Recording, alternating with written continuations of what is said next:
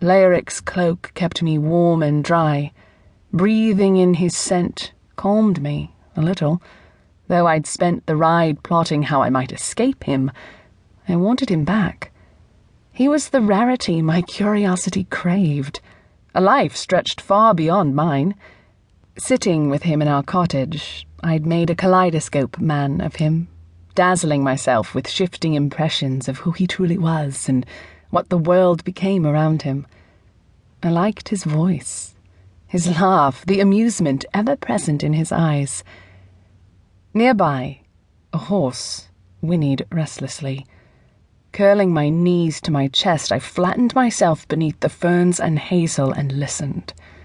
A harsh, hissing screech pierced the fog, oak leaves slapping as something burst from the boughs above. A twig cracked just in front of me. Holding my breath, I watched through the hazel but saw only fog beyond its bony black branches. The birds' chatter, the pattering rain, even the wind, had stopped, and left such a void my heartbeat pounded in my ears. To my left, fern fronds slid silkily against one another. To my right, whispered a branch, carefully pulled back. "What's this?" A pair of hands grabbed me from behind. I shrieked, kicking and flailing, and my captor chuckled. "A thief, I think, running off with my cloak." He let go, and whirling, I smacked his chest with both fists. Leoric laughed. "Calm yourself, child." He knelt beside me, his tangled hair half covering his face and his eyes wide and round. The corners of his lips curved in a subtle smile. Horror and peace mingled in his features, more alive than before. His sleeve was ripped open, exposing his shoulder, and blood soaked the shirt's front, though I couldn't see a wound on him. "How'd you get away?" "I didn't." Leoric shrugged, his voice deepening to its mellowest pitch. "But neither did they." He held his hand out to me, and I hesitantly took hold of it.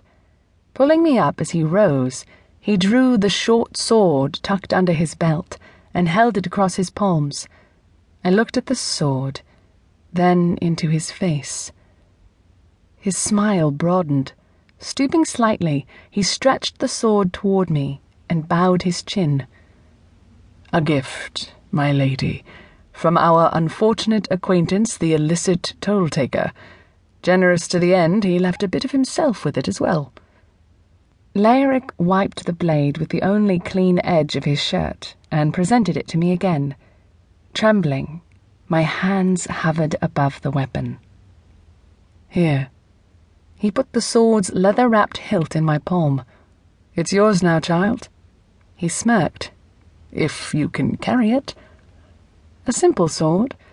Its unembellished blade was nicked and freckled with rust, its sheepskin grip worn smooth. But I felt power holding it. When I met his gaze, Leoric stepped back. "A girl like you shouldn't have that blade, but we'll make it our secret, if you like." Cocking his head sideways, he chewed the corner of his lip. "The improper's never the impossible, Amarys, but it must always remain a secret." He extended his arm, timidly offering his hand as if he expected I'd cut it off. Staring up at him, I didn't feel like property. I grasped his hand with my left and clutched the sword in my right. His toasty fingers squeezed mine as he dashed forward, jerking me behind him. "Secrets are gold, where I'm taking you." Glancing over his shoulder, he loosened his grip slightly. "Rare as gold?" "I've troves of both, and guard the secrets more closely." He chuckled and ran faster while I staggered behind, more dragged along than running.